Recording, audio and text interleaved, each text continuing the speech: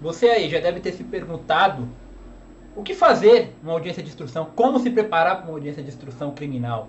Pois bem, no vídeo de hoje, pessoal, eu vou estar trazendo algumas dicas, por exemplo, como a gente deve se preparar para uma audiência de instrução, como orientar o cliente sobre o que ele não deve dizer, requerimentos que devem ser feitos, por exemplo, quando a vítima ou a testemunha ela não quer depor na frente do acusado porque ela sente temor, sente humilhação. Portanto, essas e outras questões serão tratadas no vídeo de hoje. Meu nome é Giovanni, sou advogado criminal e esse aqui é o canal Paráclito Advocacia Criminal.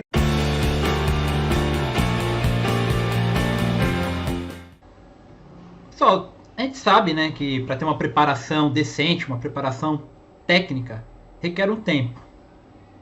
Ainda mais naqueles casos que são complexos, aqueles casos em que demandam uma certa preparação, isso é tremendamente sabido e requer um estudo. Porém, como se preparar para aqueles casos em que não há um tempo hábil de estudo? Eu trouxe aqui algumas dicas, alguns elementos que devem estar sendo colocados com certa relevância. Pois bem, pessoal, aqueles casos em que há pouco tempo antes da audiência, a gente precisa tomar nota dos seguintes elementos: a data dos fatos, descrito na denúncia, o local dos fatos, a descrição dos verbos que estão na denúncia, e demais elementos que, porventura, permeiam a narrativa fática. Por exemplo, se há ou não uma presença de uma testemunha ocular. Esses aqui são alguns elementos que, de fato, a gente deve estar analisando. Outro ponto, galera.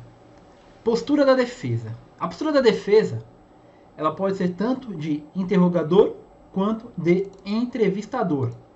Interrogador. O defensor ele fala mais. Ele acaba fazendo uma série de perguntas para o acusado. Ou seja, ele tenta meio que antecipar ao juiz, ao Ministério Público, ao que eles vão perguntar.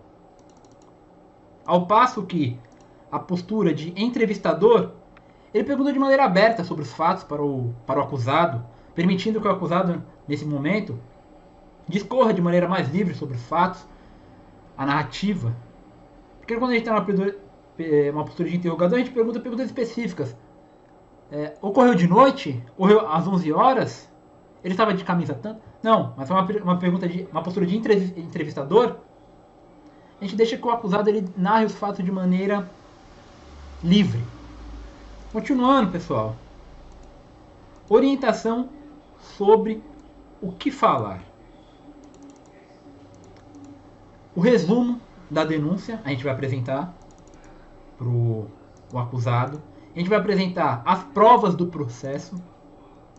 A gente vai colher a versão dele e, com base na versão dele, utilizando as técnicas de entrevistador ou interrogador, quais são os elementos de prova que corroboram ou conflitam com a versão apresentada. Olha, aqui a gente precisa ter muita atenção. Que a gente não está aqui para induzir, você vai falar isso ou não. A escolha é sempre do acusado. A gente mostra para ele, tem A, tem B, tem C. As consequências podem ser essas, as consequências podem ser aquelas. Porém, a decisão é dele. A decisão é do acusado sobre o que ou não vai dizer. Uma outra questão é no tribunal do júri. Por exemplo, no tribunal do júri, se a sentença de pronúncia for inafastável, não tem como, as provas são contundentes de materialidade e autoria, é recomendável que ele permaneça em silêncio, né? Porque o interrogatório dele pode ser utilizado depois na fase de plenário. Quando a vítima ou testemunha não deseja falar na presença do réu, seja por videoconferência, seja presencialmente. Por videoconferência, pessoal, a gente pode pedir para o juiz que o microfone e a câmera do acusado fiquem desligados, para que o temor, a humilhação, sejam de certa forma atenuados. Mas, se for uma audiência de forma presencial, a gente pode pedir para o juiz que o acusado fique em um local em que ele possa pelo menos escutar o que a vítima ou testemunha está dizendo, fique do lado de fora com a porta entreaberta, ou, caso não tenha uma certa estrutura para isso, que seja franqueado ao acusado a leitura do depoimento, da vítima ou da testemunha. Ou ainda, pode-se, como uma forma de a defesa fazer uma videochamada, em que o acusado ele possa estar escutando o que a vítima ou a testemunha vai estar dizendo. O que fazer, pessoal? Enquanto o MP, agora evoluindo aqui nas questões, o que fazer quando o MP estiver perguntando? A gente tem que ouvir atentamente. Atentamente as perguntas e as respostas, óbvio. E com base nisso, comparar aqueles depoimentos que estão sendo prestados, depoimentos de testemunhas, obviamente, se há mais de uma, e também, caso elas tenham dito alguma coisa em inquérito, comparar aquilo para a gente estar explorando as contradições e lacunas, certas coisas que estão ali incongruentes naquele depoimento. Então, amigos, o vídeo de hoje foi esse. Espero que vocês tenham gostado. Deixem no comentário aí sugestões de melhorias, o que a gente pode estar melhorando aqui no canal. Deixem também um like, vai estar dando uma ajuda bastante aqui para mim no canal novo.